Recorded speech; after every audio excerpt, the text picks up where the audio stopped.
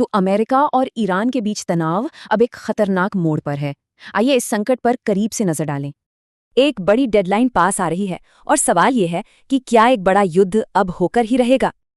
देखिए, डिप्लोमैटिक रास्ते तो तेजी से बंद हो रहे हैं, कोई भी पक्ष पीछे हटने को तैयार नहीं है। इन बयानों से साफ है कि दोनों देश बिल्कुल अलग अलग बातें कर रहे हैं, जमीन आसमान का फर्क है।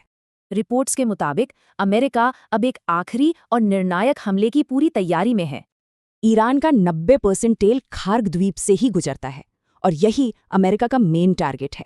पेंटागन ने कई प्लान तैयार किए हैं जिनका मकसद ईरान की ताकत को पूरी तरह से खत्म करना है। लेकिन ईरान भी चुप बैठने वालों में से नहीं है। तेहरान ने साफ कह दिया है कि वो हमले के लिए तैयार है। ईरान के एक जनरल का ये बयान अमेरिकी सेना के लिए एक सीधी और खुली चुनौती है। मतलब ये है कि ईरान ने खार्ग द्वीप को एक किले में बदल दिया है, एक तरह का घातक जाल बिछाया है। ये सारे डिफेंस सिस्टम अमेरिकी नेवी और एयरफोर्स को तबाह करने के लिए बनाए गए हैं। अगर ईरान पर हमला हुआ तो वो दुनिया की तेल सप्लाई को रोकने की धमकी दे रहा है। दुनिया का करीब 20% तेल स्ट्रेट ऑफ होर्मुज से गुजरता है, जो पहले से ही तनाव में है। अब ईरान एक दूसरे रास्ते बाबल मंडेब को भी बंद करने की धमकी दे रहा है, अपने हूती साथियों की मदद से। अगर ये दूसरा रास्ता भी बंद हुआ तो दुनिया का 12% और तेल शिपमेंट रुक जाएगा। तो कुल मिलाकर दुनिया की लगभग 1/3 मतलब 32% तेल सप्लाई खतरे में पड़ सकती है।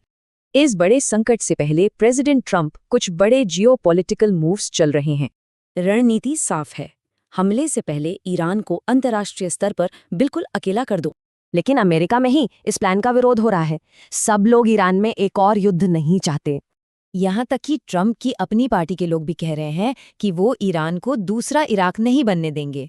डिप्लोमेसी फेल हो रही है, सेनाएं तैयार हैं। अब दुनिया एक बहुत ही अनिश्चित भविष्य की ओर देख रही है। तो सवाल ये है कि क्या ट्रंप इस युद्ध से पीछे हटेंगे या इसमें और गहरे धंसते जाएंगे।